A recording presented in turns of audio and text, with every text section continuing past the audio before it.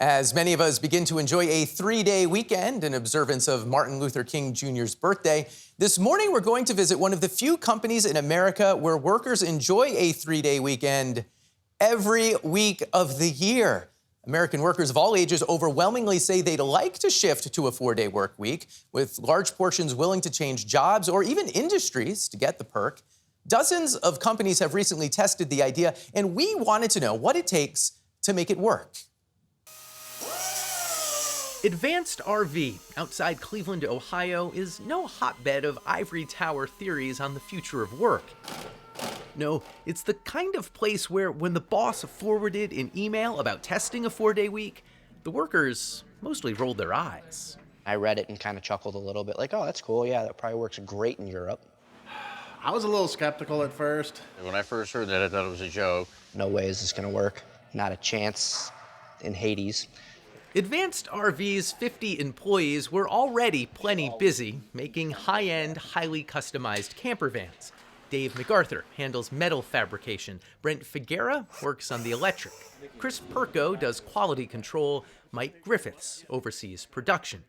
But it was owner Mike Neuendorfer who had read an article suggesting a radical change, working 4 days a week, just 8 hours a day, but still paying everyone their full salary while aiming to maintain their old 5-day productivity.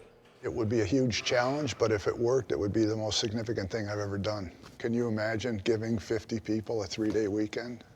It's pretty amazing, every week. So that was the attraction. You realized the impact this would have on people's lives. I did, to some degree. Did people think there was a catch at first? What was the reaction? Yeah. But there wasn't a catch. In 2022, they joined 40 other North American companies in a 6-month trial organized by 4-Day Week Global. Now, the other companies in the trial were mostly places where everyone works on a laptop, small tech companies and nonprofits. So Advanced RV became a special kind of test case. Could a Rust Belt automotive company really implement a labor movement fantasy? At first it was, well, we're all gonna take this day off, we're all gonna take that day. And it's like, okay, guys, wait a minute. It's not gonna work like that. The way it would work, they learned, was with a series of compromises and adjustments. You know, one guy will take Monday, the other guy takes Friday. We usually try to schedule any doctor's appointments or dentist appointments like on our day off. But now remember, for the trial to be a success, they still had to maintain their old 5-day output. Do we have enough inefficiencies in our day that we can eliminate to still get the same amount of work done? It's saying there are 8 hours a week that, you know what, you don't even need to be here. You know, the first big one was what meetings are we having every week that really aren't very useful for us. You know, we changed meeting protocols, we changed processes, we changed communication protocols, and all of it is little things. The biggest thing, Everybody's focused. we heard over and over, It seems like we're getting more done in less time. is motivation to make the schedule permanent. If people really want it, they can make it work, I think. But people have to work to make it happen. Yes, it ain't just gonna you ain't just gonna get that extra day off and not have to do anything to accomplish that. Yeah, what is the trade? What do you have to give to get this? Here, it was just like everybody working together. Everybody working a little extra. I was really skeptical about it. I didn't think it was gonna happen, but I mean, it's amazed me that it's happened. A survey after 6 months found 95% of workers in the 41 trial companies wanted to keep the new schedule. And none of those companies said they'd go back to 5 days, at least for now. So could this really be the future of the American Monday? Walking the dog, working in the garage. It's just great to have an extra day to be able to do that. I've heard about the movement for a 4-day work week like for 10, 20 years now, but it's really gaining more momentum now. Stephen Greenhouse was the longtime labor reporter for the New York Times. Part of it is Americans seem more concerned about work-life balance than was the case 10 and 20, 30, 40 years ago. They don't want work controlling their lives, dictating their lives. They want to have control. Major changes to the way we work, Greenhouse says, almost always follow decades of popular protest for change.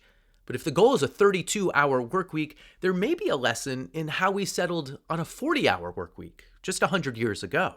Really, the big, most important development was Henry Ford changed his factories from 9 hours a day to 8 hours a day. So Ford makes this change, but that's just one company. Other places then felt pressure to follow? Well, Ford at the time was arguably the nation's most prominent company. And I think a lot of other companies, a lot of other industries felt we better do what Henry did because Henry Ford is making $1 gazillion and is leading the way. The 4-day movement is still waiting for its Henry Ford. Many of the most prominent companies of this era are famous for pushing employees to work more, not less. Even Mike Neuendorfer says this isn't for everyone. I'm not evangelical about it. The structures of businesses are so different. It worked here, he says, because only one shareholder had to agree, him. And the workers weren't just punching a clock, but banding together to be more efficient. If they don't hit their goals, the 5-day schedule could come back. But he doesn't expect that. Too many people now are hooked on the pleasures of their endless long weekends. And Neuendorfer thinks eventually they'll have much more company. Changes are accepted over time. The number of people who experience the joy and the freedom and the creativity of having a 3-day weekend is just huge. And it's going to be a driving force, I think. But I don't know how it's going to happen or how quickly it's going to happen. Greenhouse pointed out one way it might happen. There's all this worry about artificial intelligence displacing jobs. Well, what if, instead of laying off 20% of your workers, you just have them show up 20% less? Yeah, it seems like COVID really helped to push this idea along. Work-life balance, absolutely. Right. And I tell you, those guys, one of those guys had it with the garden, that incredible garage. But I think it's also, he made it work. It's a really valuable point that there are industries where, to your point, if AI can come in and help, sure, but there are industries where that model just may not fit in. It just may not work for some. But if it can work there. Yeah, it might be able to work in a lot of places.